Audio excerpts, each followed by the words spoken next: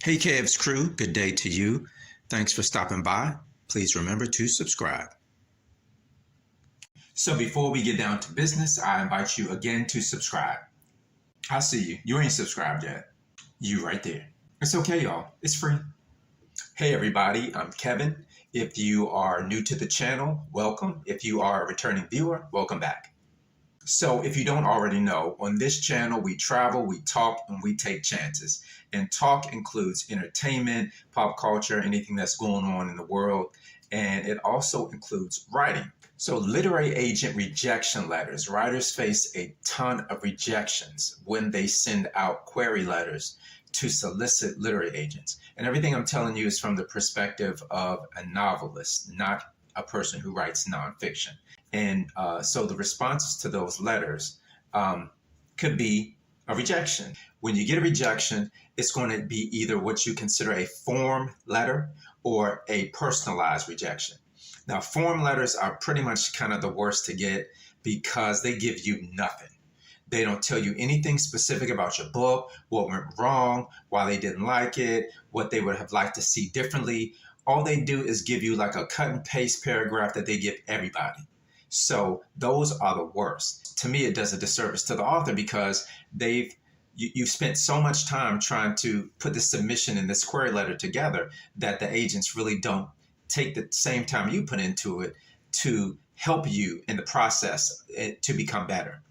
And I try not to knock agents because they get tons and tons. In a week, they might get up to 500 query letters.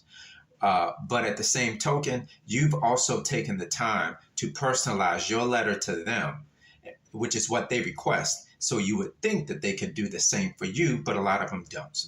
So a form letter is something you really don't want to see. It really gives you nothing, tells you nothing about doesn't give you any personalized response about your work.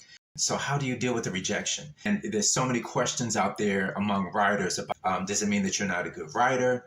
Does it mean that you have to start all over again from page one? Does it mean, writing is not for you?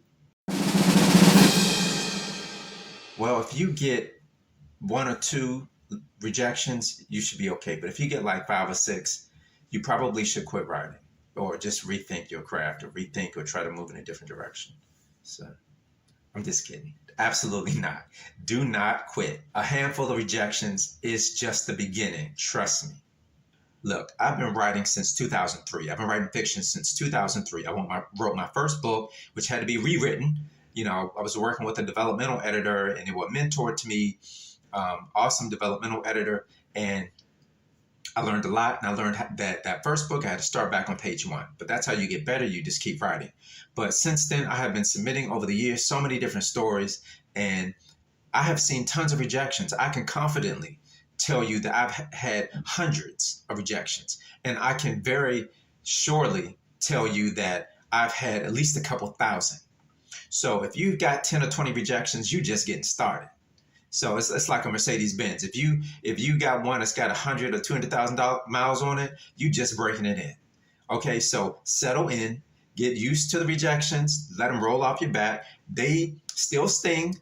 I can't say that if I get a rejection, it's not going to sting. They still sting, but you got to keep going. Especially, you got 20 or 30 rejections, you are just getting started. So let me read you an example of a rejection that I have received in the past. Hey y'all, quick commercial break. Don't forget to subscribe. Oh, and smash that like button at the end. So I don't know why I'm so excited to read this rejection letter to you. It's almost like I have a secret that I've been keeping, and I finally have somebody to tell it to. So it's like you need a community of people to be able to commiserate with. So this rejection letter I got a while ago, old one, and so this is the kind of form rejection that agents send you. It's nothing rude or nothing unpleasant, but okay. So listen, dear Kevin, at least they put my name in it. Thank you for submitting your query for review. Unfortunately, we do not feel that we can successfully represent your work at this time. We certainly appreciate the opportunity you gave us to take a look. Please know that this is only one opinion in a highly subjective field and another agency may feel differently. We wish you the best in finding representation in a publisher. Thank you for thinking of, and then they list the literary agency. I mean, like, what about the plot? What about the characters? What about imagery? What about dialogue? What about the pacing? Nothing. So here it is. You spend the time putting together a query letter. And these agents want you to be specific about who you're addressing and what they're looking for, do all of this background research to make sure you're sending the query letter to the right person. And I mean, that you're tailoring your letter to their interests and all that stuff. And then they take forever, because a lot of them take at least 6 weeks to get back to you just on the response. And then they send you a little cut and paste couple paragraphs. So that's the frustration that at least I had over the years dealing with literary agents. And I know many authors have had it as well. And if you're one of those people, you know exactly what I'm talking about. So this is what we have to deal with. This is what writers have to deal with when they are in search of a literary agent. So that's just one. I'm thinking I'm gonna find you another one. Hold on. Okay, y'all. So here is the other query letter that I wanted to read to you. This one is much more brief. It's like 2 lines. And look, not even personalized. Here it is. Thanks so much for sending this along. I don't think I'm quite the right agent for it, so I will step aside. But thanks again and good luck with it. All best.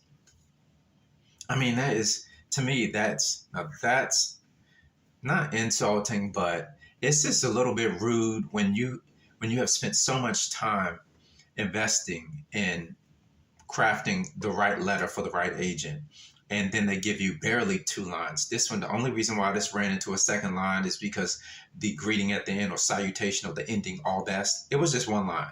And it didn't name the book or give my name. It's not personalized. Even if they put your name at the top, Dear Kevin, see if anything that they say pertains specifically to your book. If it doesn't, it's a form rejection. It is not something that they have spent time on crafting personally for you. It's just a cut and paste. Okay, so that's a form rejection. Those are the worst, because you're not able to walk away with anything that you can use to improve upon your book. Okay, you guys, so the opposite of a form rejection letter is a personalized rejection. And it's still a rejection, so it's not gonna feel good, but at least the agent will take time to explain to you what did not appeal to them about your book.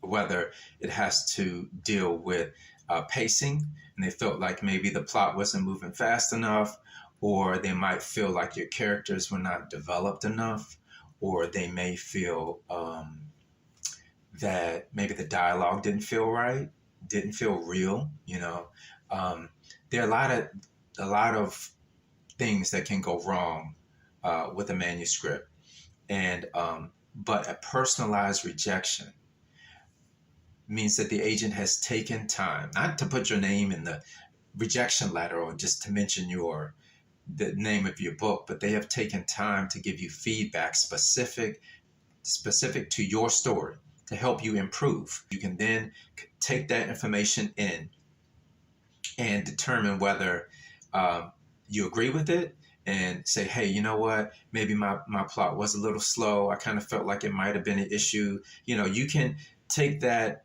information and,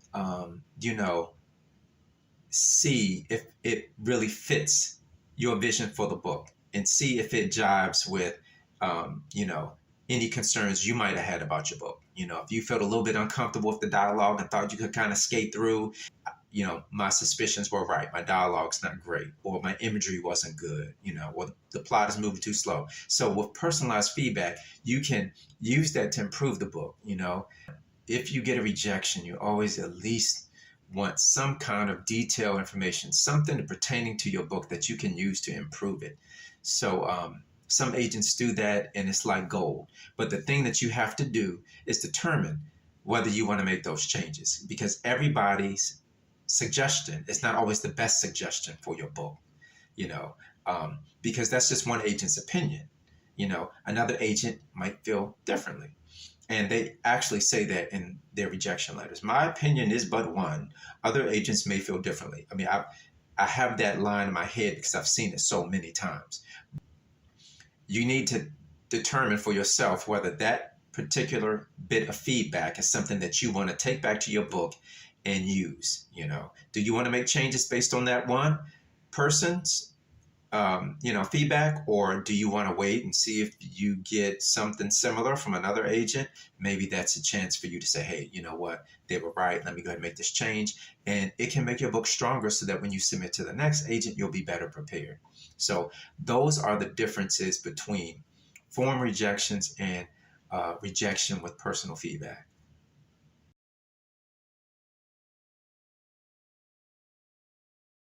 This is not my first video on literary agents. I encourage you to go back and look at, I've got like at least three more. One is How to Find a Literary Agent Part 1, Part 2, and then there's also 6 quick tips to get a literary agent.